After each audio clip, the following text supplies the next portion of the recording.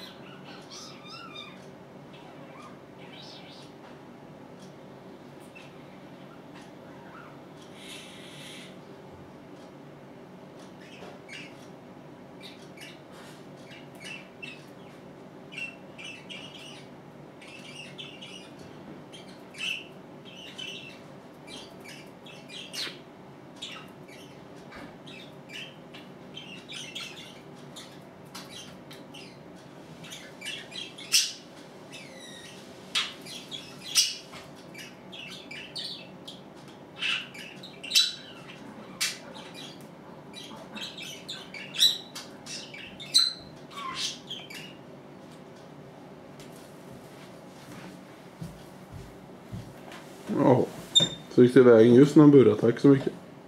Varsågod. Och härmed förstörde Stefan filmen.